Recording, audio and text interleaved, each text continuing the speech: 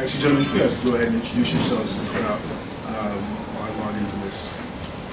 Sorry, Mr. Cox right here on the left. How are you? My name is Stephen Cox. I'm at Drexel University. Background, physics, biomedical engineering, and other things. I'm Gary Hines, project manager for the Delaware Valley Industrial Resource Center. We support manufacturers in the area. We're a business and economic development organization, and we work on various initiatives around education, workforce, and training. Good evening, I'm Chad Womack, biolife scientist. I guess I'm more of a bio person, and founder of the Philadelphia STEM Innovation Center. Work with a variety of different stakeholders, including school districts, industry, and universities around STEM. All right, gentlemen.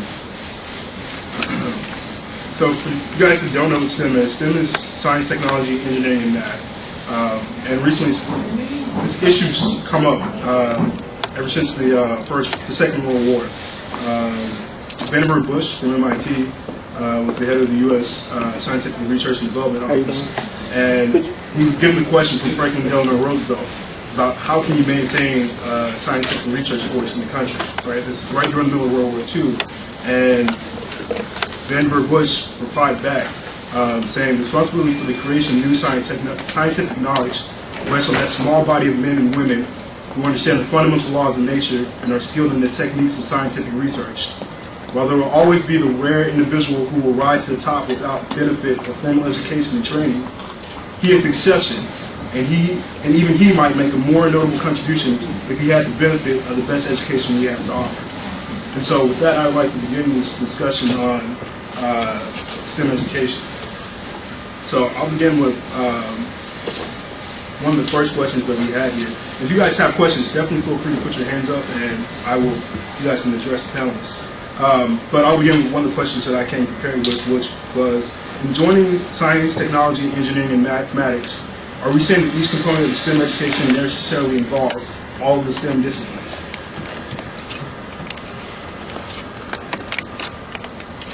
So I'll answer at once, right?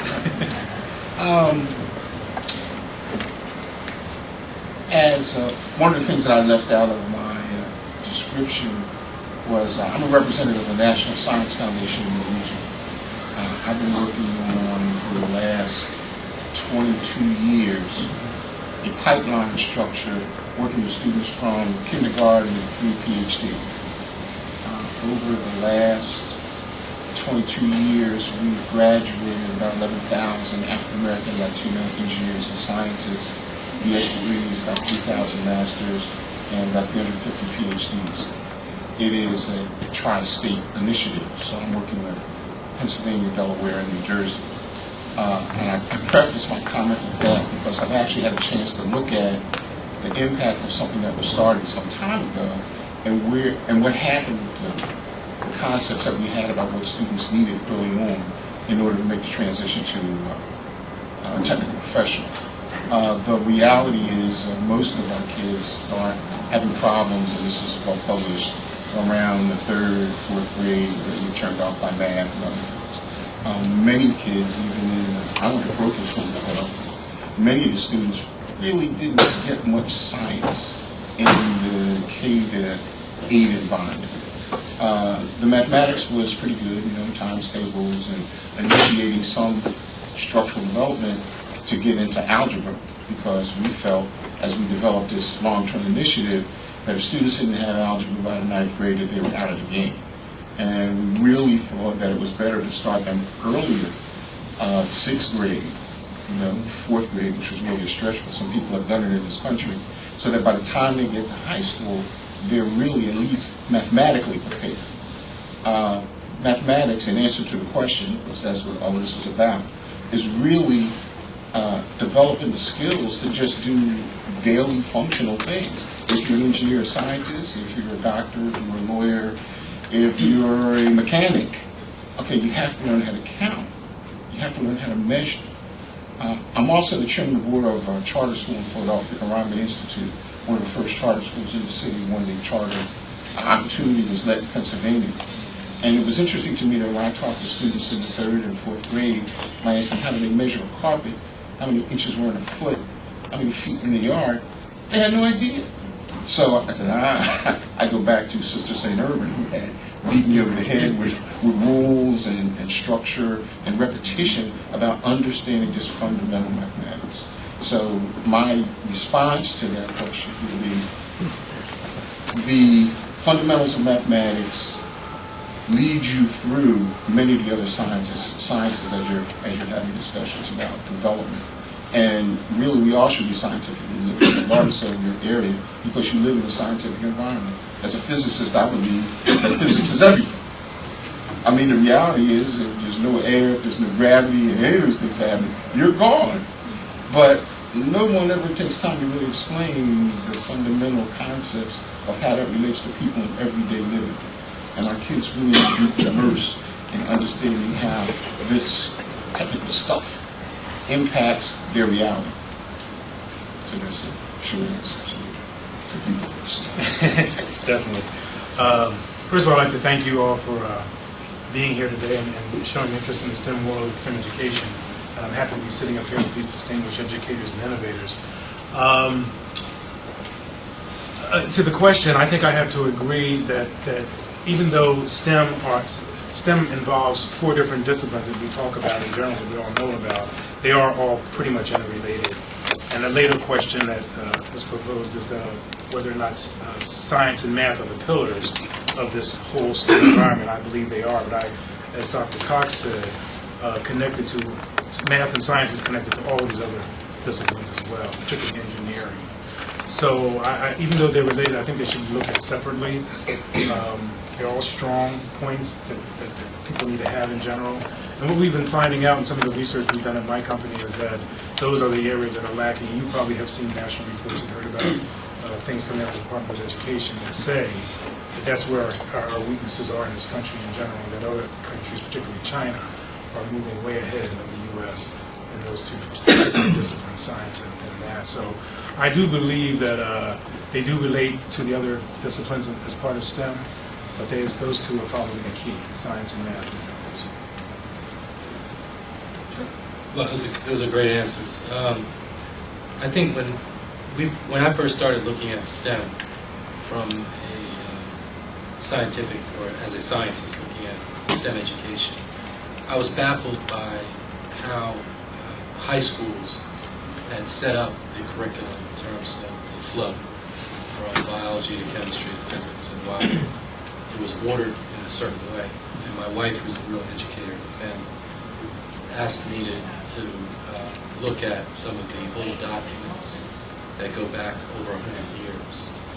In particular, the Committee of 10. If anybody's really interested in understanding how our educational system has been structured in the post-industrial age, one has to go back to the Committee of 10, which was convened somewhere around, I think, 1895 by Andrew Carnegie and others who at the time were concerned about high school education from what was actually broad discussion about the role that not just math and science, but all the subjects played in preparing the next generation.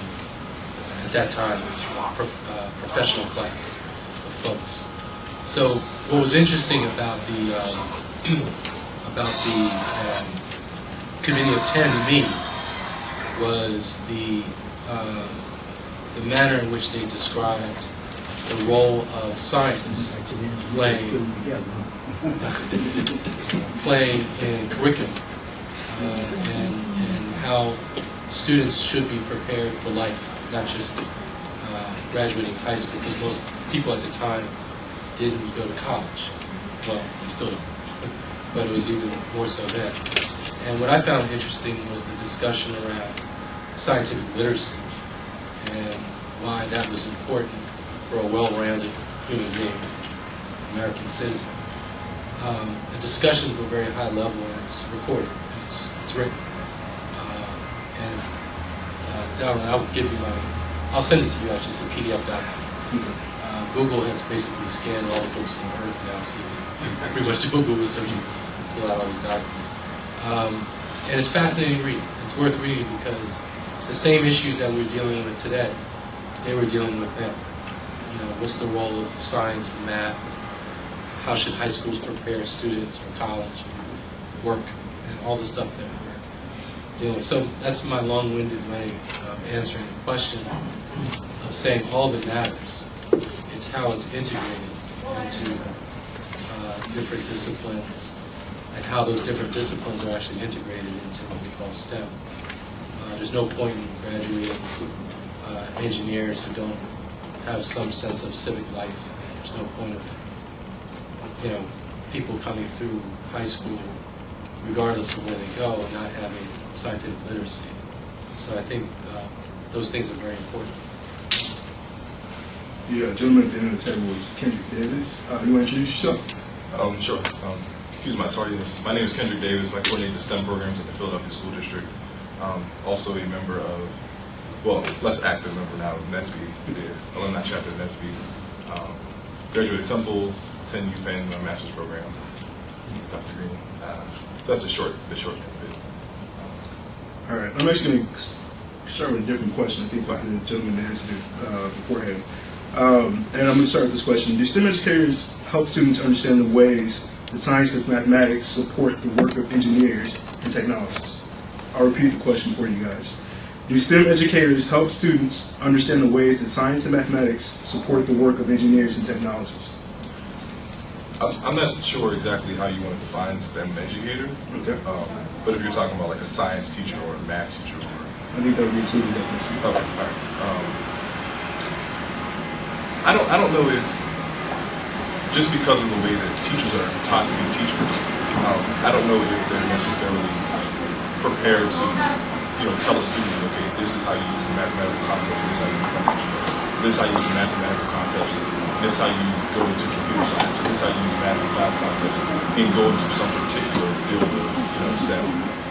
So I think just the challenge of just teaching the concepts in general is a difficult one. It can be a difficult one depending on what environment you're in. So